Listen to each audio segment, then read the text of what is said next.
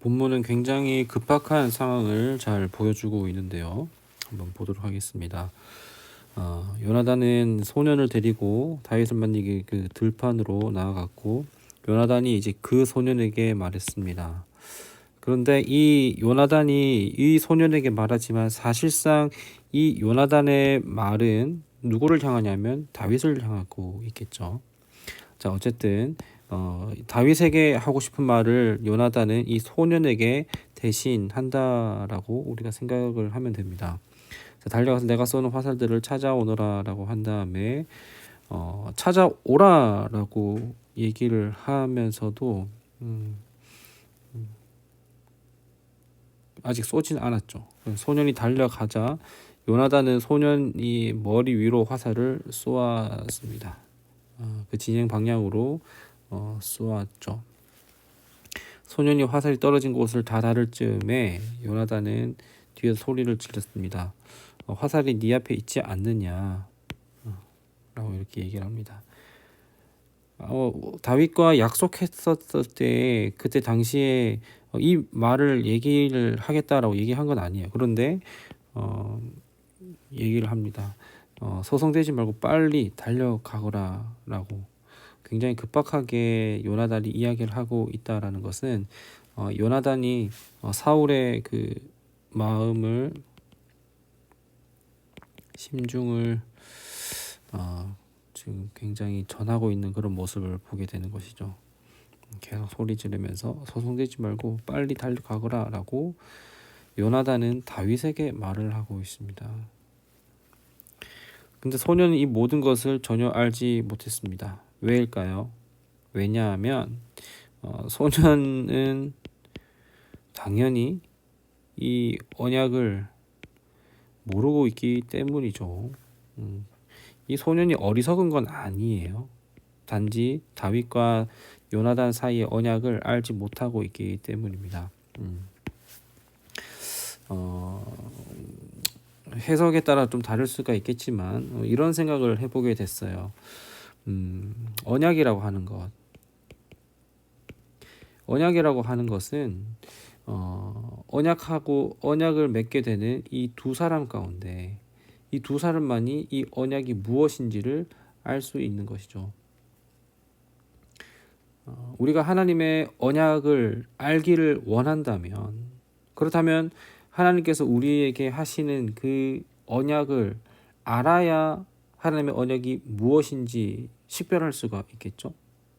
그러나 우리는 하나님과 어떤 관계를 맺지도 않으면서도 하나님의 언약은 무엇인지 굉장히 궁금해하고 의문스러워할 뿐, 여기에 대해서 이 언약을 알기 위하여서 하나님을 알려고 하는 우리의 모습은 없었던 것은 아닌지 돌아보게 됩니다. 그래서 이 언약의 관계라고 하는 것은 언약을 맺는 이 두 상대가 이제 상호 같이 이렇게 맺는 것이기 때문에 서로 내용을 공유한 사람만이 이 언약을 알 수가 있다라는 것. 우리도 하나님의 언약을 알고자 한다면, 그렇다면 우리는 이 언약에 대해서 궁금해하는 것이 아니라, 이 사인에 대해서 궁금해하는 것이 아니라 이 언약의 주체이신 하나님을 알기를 원하는 것이 또한 우리의 모습이 되어야 하지 않을까라는 것을 오늘 본문을 통하여서 생각을 해보게 됐고요. 그리고 나서 요나단은 소년에게 자기 무기들을 주면서 돌아가라고 얘기를 합니다. 왜냐하면은 아무래도 지금 요나단이 이제 다윗을 만나러 갈 거거든요. 다윗을 만나러 갈 때에 이 목격자를 최소화하려고 하기 때문이죠. 왜냐하면 지금 사울의 어떤 네트워크 망을 펼쳐놓았는지 몰라요. 그렇기 때문에 요나단은 이 사울의 감시망을 최대한 최소화하기 위하여서 목격자들을 없애려고 하는 그런 모습이고요. 소년이 갖고 난 뒤에 다윗은 바위의 남쪽에서 일어나 엎드려서 세 번을 절했습니다. 여러분, 여기서 세 번을 절했다라고 하는 것은 당시 그 고대는 존경의 의미를 담고 있었다고 해요. 절을 많이 하면 많이 할수록 그 존경이 더해져 간다라는 것을 보게 되는데요. 그래서 한 번, 두 번, 세 번까지 하게 됩니다. 그리고 나서 그들은 서로 입을 맞추고 함께 울었습니다. 그리고 다윗이 더 많이 울었습니다. 이것을 볼 때 저는 어떤 생각을 하게 됐냐면, 아니 굳이 화살 쏠 필요가 있었나? 그냥 둘이 와서 만났을 거면 그냥 이제 도망가라고 얘기를 해도 되지 않았을까 싶기도 하면서도, 사인만 보내기에는 너무나도 아쉬운 마음에 소년을 보내고 또 만나러 온 것은 아닌가, 그런 생각도 하게 됐어요. 어쨌든 다윗은 은혜를 입게 되었고, 은혜를 입은 것에 세 번을 절하였고, 더 많이 울었다라고 하는 것은 어떤 의미로서 울음인지 생각을 해보게 됩니다. 은혜를 입어서 그래서 울었던 것일 수도 있겠고, 이제 다윗의 앞날이 어떻게 될런지 거기에 대한 고통스러움 때문에 울었던 것은 아닐까. 이건 주석에 따라 내용이 갈리고 있어요. 근데 여기에 조금 더 힘이 실리긴 하더라고요. 요나단이 42절 다윗에게 말했습니다. 평안히 가게. 우리가 여호와의 이름으로 서로 언약을 맺지 않았는가? 여호와께서 자네와 나 사이에 또 자네 자손들과 내 자손들 사이에 영원히 증인이시다.